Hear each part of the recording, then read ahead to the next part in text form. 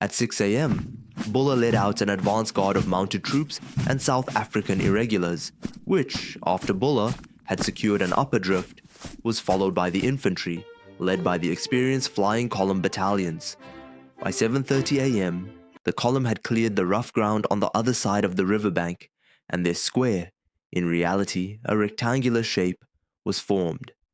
At 8:45 a.m., the Zulu engaged the cavalry on the right and left, which slowly retired and passed into the square. The leading face was made up of 5 companies of the 80th Regiment in 4 ranks, with 2 Gatling guns in the centers, 2 9-pounders on the left flank, and 2 7-pounders on the right. The 90th Light Infantry, with 4 companies of the 94th Regiment, made up the left face with 2 more 7-pounders. On the right face were the 1st Battalion of the 13th Light Infantry, 4 companies of the 58th Regiment, 2 7-pounders and 2 9-pounders. The rear face was composed of 2 companies of the 94th Regiment, 2 companies of the 2nd Battalion of the 21st Regiment, Royal Scots Fusiliers.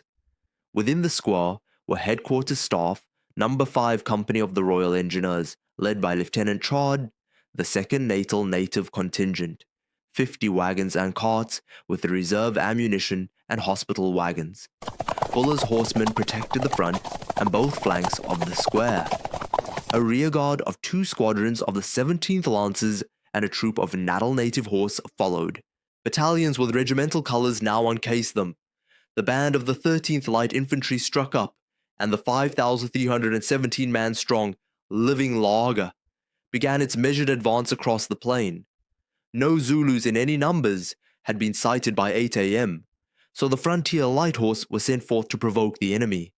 As they rode across the Imbi Lane stream, the entire Zulu and Ngobamkhosi regiment rose out of the grass in front of them, followed by regiment after regiment, rising up all around them. The Zulu army, under the command of UMNTWANA ZIWEDU KAMPANDE, around 12,000 to 15,000 strong, now stood in a horseshoe shape, encircling the north, east, and southern sides of the square. A Zulu reserve force was also poised to complete the circle. The Zulu ranks stood hammering the ground with their feet and drumming their shields with their assegais. They were made up of both veterans and novices with varying degrees of confidence.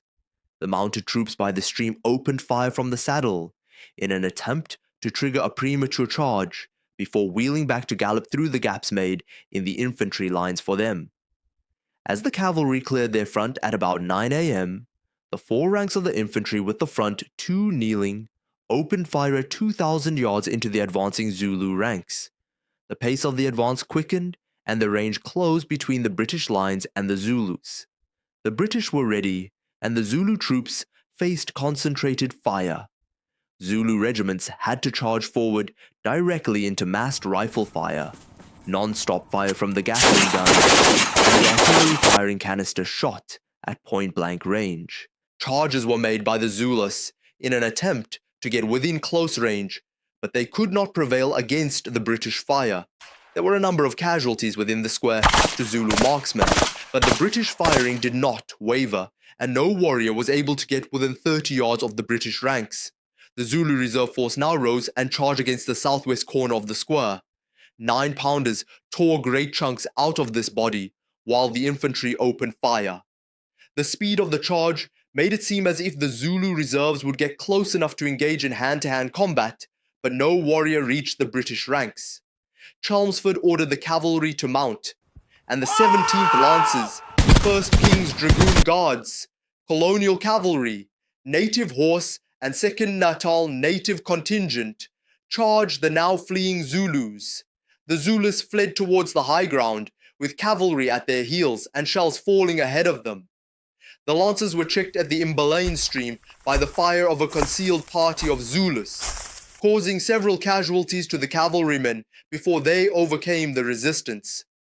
The pursuit continued until not a live Zulu remained on the Mahalabatini plain, with members of the Natal Native Horse, Natal Native Contingent, and Woods Irregulars killing the Zulu wounded, in revenge for similar Zulu actions at ISANDLWANA. After half an hour of concentrated fire from the artillery, the Gatling guns and thousands of British riflemen, The Zulu multi-power was broken.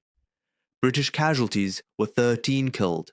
The Zulus suffered approximately 100 casualties.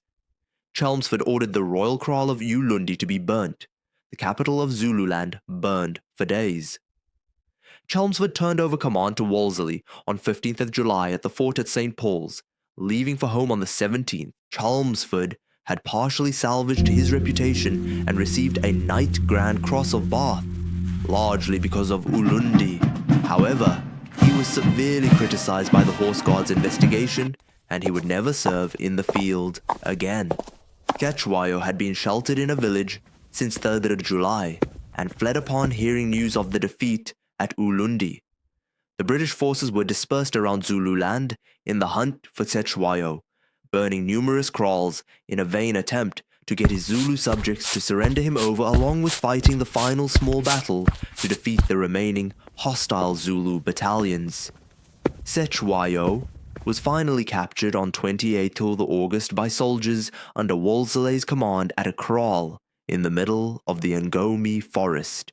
He was exiled to Cape Town, where he would remain for 3 years. Wolseley, having replaced both Chelmsford and Bartle Frere, swiftly divided up Zululand into 13 districts, the first partition of Zululand, installing pro-British chiefs in each district. In January 1883, shortly before his death in 1884, CETSWAYO was restored to the throne of a reduced central Zululand in the second partition of Zululand. CETSWAYO was the last king of the Zulus to be officially recognized as such by the British. He was succeeded by his son, ZULU KINGDOM, who ruled until his surrender to the British in 1888 and exile to the island of St. Helena, although he was still recognized by the Zulus as king until his death in 1913. The battle and its aftermath significantly altered the political landscape of Zululand, leading to the establishment of PRO British leadership in the region. For more videos on history content, subscribe to channel Echoes of Inspiration. Thank you.